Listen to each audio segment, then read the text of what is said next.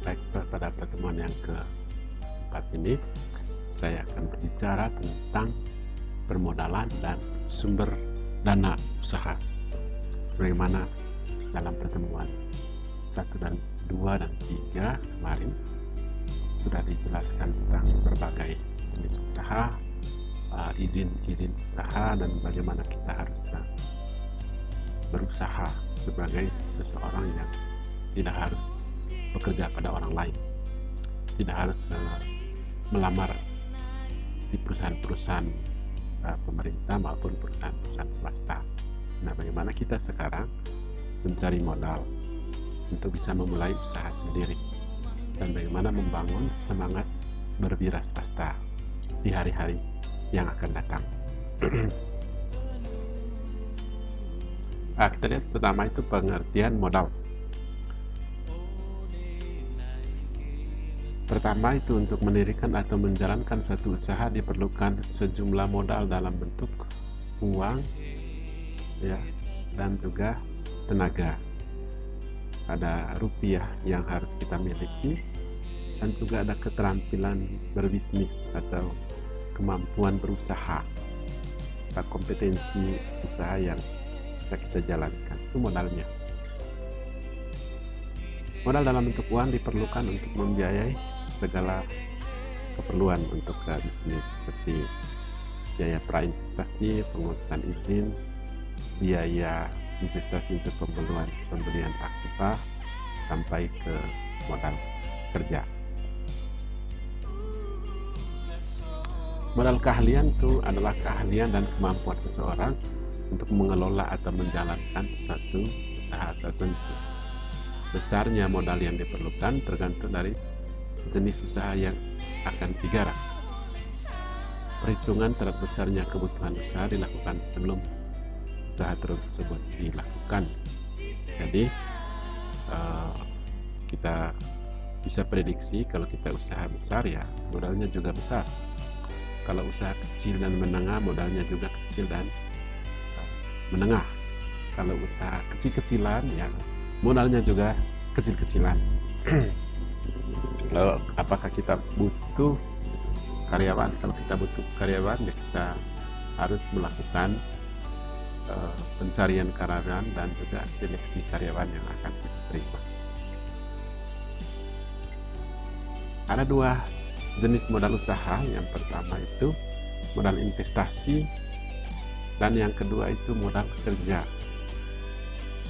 Modal investasi digunakan untuk jangka panjang dan dapat digunakan berulang-ulang, biasanya umurnya lebih dari 1 tahun. Itu modal investasi. Jadi investasi untuk jangka panjang, misalnya 10 tahun. Sedangkan modal kerja digunakan untuk jangka pendek dan beberapa kali dipakai dalam satu proses produksi.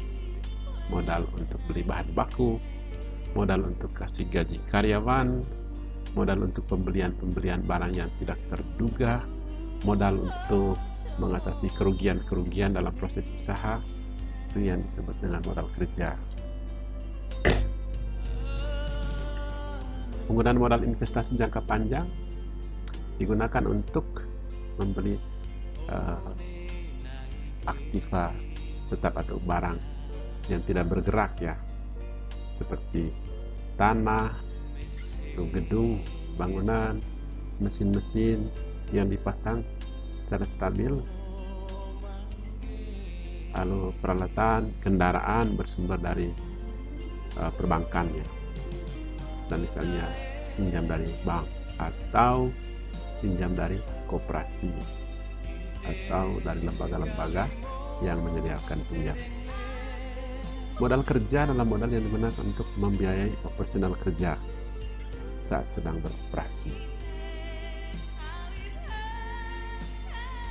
Kita lihat sumber-sumber modal.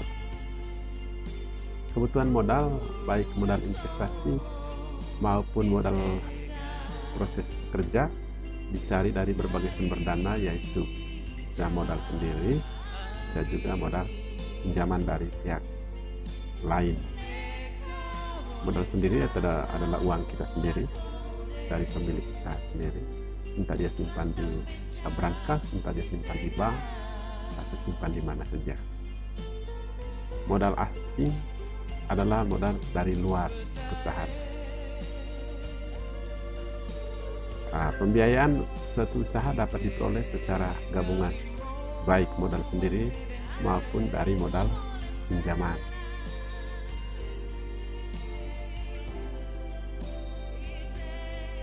Untuk memperoleh modal usaha perlu diperhatikan tujuan dari perusahaan yang kita dirikan, lalu masa pengembalian modal.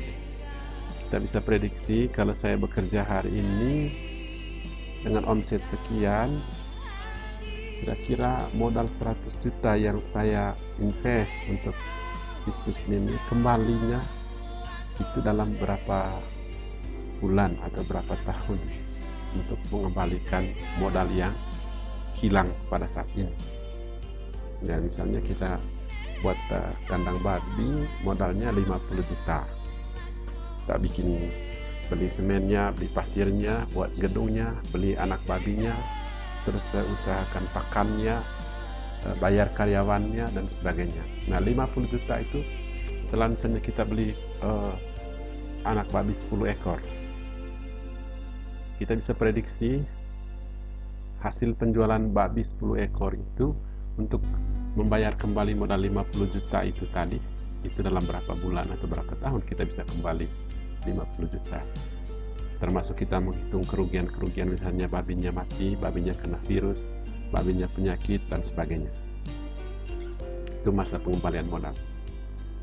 Lalu biaya yang dikeluarkan setiap bulan itu berapa?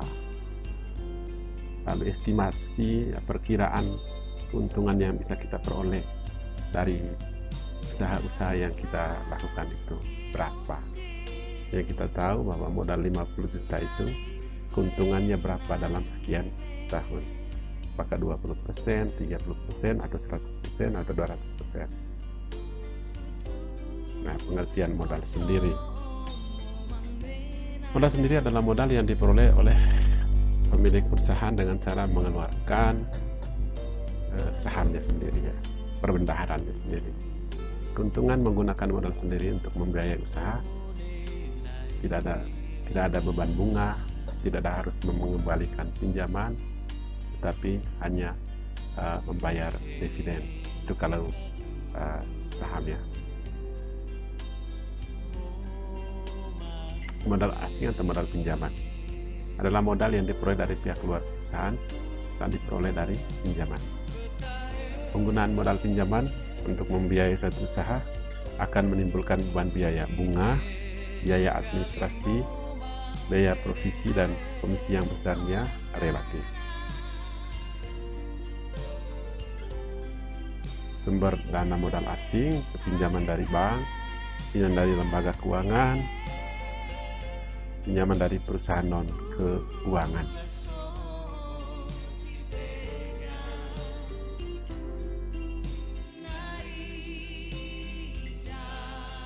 Berikut kelebihan dan kekurangan modal. Kelebihan pada modal sendiri itu tidak ada beban biaya, tidak ada beban uang bunga atau administrasi. Semuanya kita kelola sendiri karena uang sendiri, tidak tergantung pada pihak lain, tidak memerlukan persyaratan-persyaratan yang rumit waktu mengajukan modal. Tidak ada keharusan mengambil pengembalian modal kepada pihak lain seperti pada hal kasus pinjaman. Kekurangannya ya modal kita terbatas, kecuali kita orang yang sangat kaya raya. Terus untuk memperoleh modal sendiri agak sulit ya di zaman seperti ini, ya, untuk dapat modal sendiri itu waktu yang lama. Dan akhirnya ketika kita menggunakan uang sendiri untuk usaha, tidak ada motivasi untuk lebih kreatif, untuk meningkatkan produksi, untuk memaksimalkan hasil. Tidak ada, karena kita pikir ini uang sendiri. Kelebihan dari modal pinjaman, kita pinjam itu jumlahnya tidak terbatas, ya. Yang penting kita memenuhi syarat untuk pinjaman. Motivasi berusaha itu tinggi, Karena kita pikir bagaimana untuk mengembalikan kredit yang kita sudah ajukan. Sisi kekurangannya itu ada banyak biaya bunga ya, bunga, biaya administrasi, terus biaya transportasi untuk pengembalian, macam-macam. Harus dikembalikan pada saatnya sesuai dengan perjanjian. Kalau tidak dikembalikan ya ada yang disebut itu penyitaan aset. Terus ada beban moral yang harus menjadi tekanan ya, menjadi sumber stres. Kalau bulan ini tidak ada panen, tidak ada hasil yang bisa dijual, kita mulai stres bagaimana kita mengembalikan pinjaman kita untuk bulan depan. Nah, kelebihan modal campuran itu modal sendiri dan modal pinjaman. Presentasi modal pinjaman disesuaikan dengan kebutuhan dari kekurangan modal sendiri. Hal yang kedua yang saya menjelaskan pada pertemuan ini adalah transaksi pembayaran dan perbankan. Pengertian bank. Ya, setiap usaha tidak terlepas dari ketersediaan uang, terutama dalam hal pembayaran dan penerimaan. Uang digunakan sebagai modal investasi dan juga modal kerja.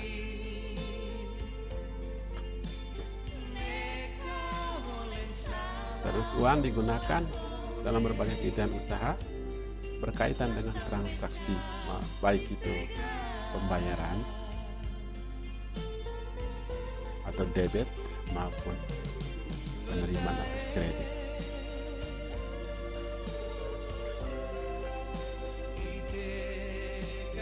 Penggunaan bank itu untuk melakukan transaksi antara perusahaan dengan pihak-pihak lain yang diperlukan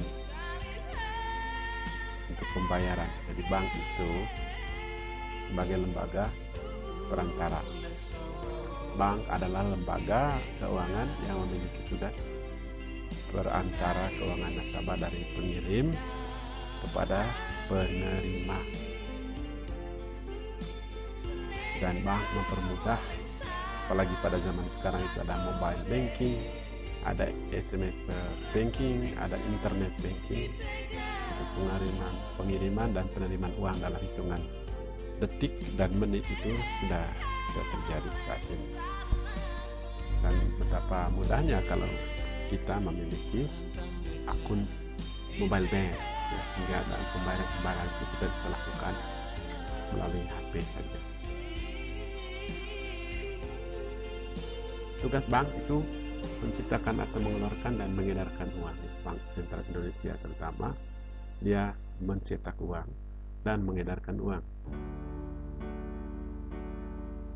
Bank-bank umum seperti BRI, BNI, Danamon, BCA, Mandiri itu menampung uang nasabah dalam bentuk simpanan. Lalu tugas bank yang ketiga itu memberi kredit kepada masyarakat yang ingin meminjam uang di bank. Lalu melayani jasa pembayaran asuransi, pembayaran uang sekolah, pembayaran listrik, pembayaran pulsa, melayani penagihan itu internet, penagihan air, penagihan listrik, juga melayani transfer. Yang kelima, memberikan jaminan atau garansi pada nasabah, terutama jaminan keuangan kepada pihak lain dan berbagai kegiatan lain yang dilakukan oleh bank. Menurut Undang-Undang Nomor 10 Tahun 98, bank adalah badan usaha yang menghimpun dana dari masyarakat dalam bentuk simpanan dan menyalurkannya lagi kepada masyarakat dalam bentuk kredit atau dalam bentuk lainnya dalam rangka meningkatkan taraf hidup rakyat atau masyarakat. Bank adalah lembaga keuangan yang kegiatannya adalah menghimpun dana dari masyarakat dan mengeluarkan kembali kepada masyarakat serta memberikan jasa-jasa bank lainnya. Itu Undang-Undang Nomor 10 Tahun 98. Lembaga-lembaga keuangan. Lembaga-lembaga keuangan adalah setiap perusahaan yang bergerak di bidang keuangan, apakah hanya menghimpun dana atau hanya menyalurkan dana, atau kedua-duanya menghimpun dan menyalurkan dana seperti yayasan-yayasan. Bank adalah lembaga keuangan yang memiliki kegiatan funding, lending, dan service. Jenis-jenis perbankan ditinjau dari segi fungsi, ada bank umum, ada bank kredit. Ditinjau dari segi kepemilikan, ada bank pemerintah, bank swasta nasional, bank asing, dan bank campuran. Dilihat dari segi statusnya, ada bank devisa, ada bank non devisa. Bank devisa itu menerima juga mata uang luar negeri seperti dolar. Bank non devisa hanya menerima rupiah. Dilihat dari cara menentukan harga, bank itu berdasarkan prinsip umum konvensional, dan ada bank syariah berdasarkan prinsip-prinsip Islam.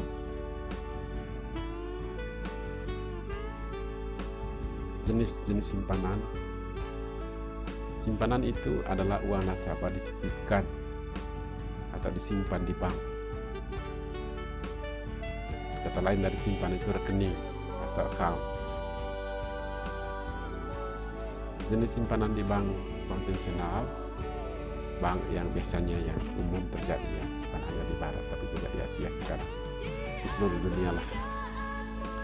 Ada giro, ada deposito, ada tabungan.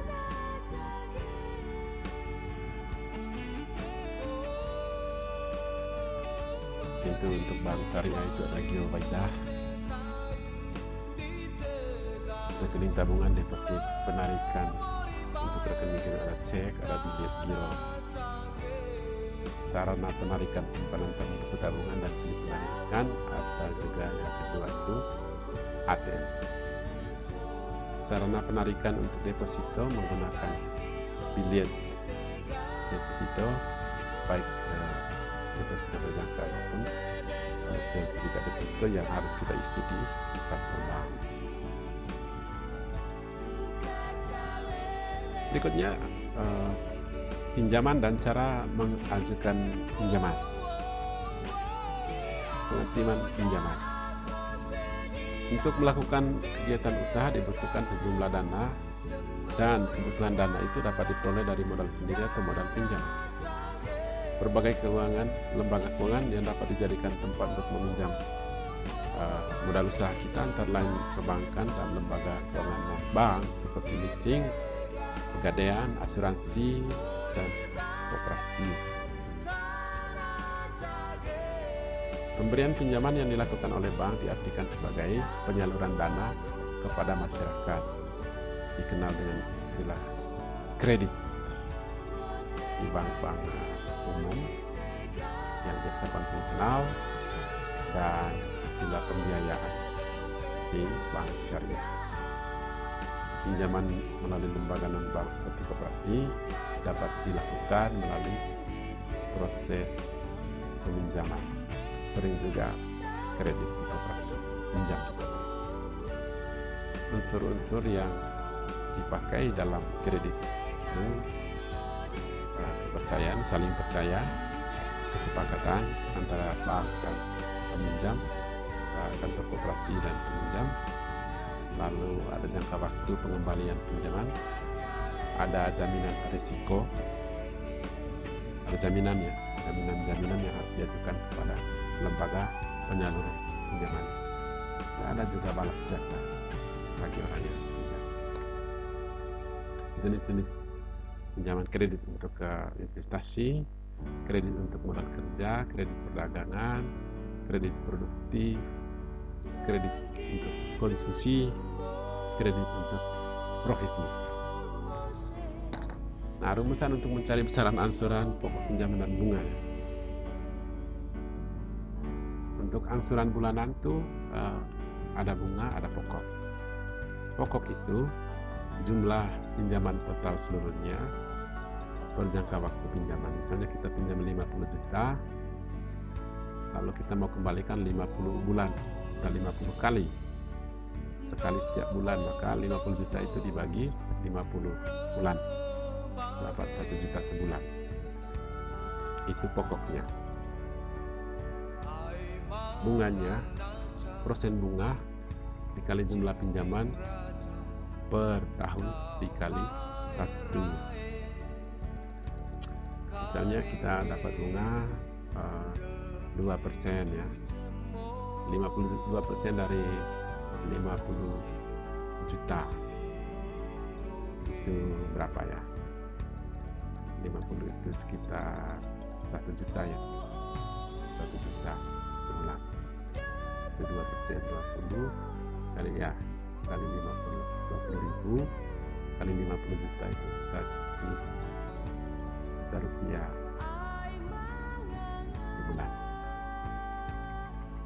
Maka kalau kita pinjam 50 juta, pokoknya tadi 1 juta, bunganya juga 1 juta. Nah, kalau saya tidak salah hitungnya 2% kali 50 juta, 50 kali 1 juta. Jadi setiap bulan kita harus kembalikan 2 juta rupiah selama 50 kali per 50 bulan, dari total sebenarnya. Setelah 50 kali kita pinjam itu ya, pengembalian kepada bank itu ya 100 juta total. Sistem perhitungan bunga itu ada bunga tetap 2%, lalu ada sliding rate, itu bunga menurun. Jadi kalau kita sudah bayar 2% dari 50 juta bulan ini, pokoknya kita sudah bayar 1 juta, maka sisa pokoknya itu 49 juta. Maka bulan depan kita bayar bunga 2% dari 49 juta, pokoknya tetap 1 juta. Bulan ketiga 2% dari 48 juta, pokok 1 juta.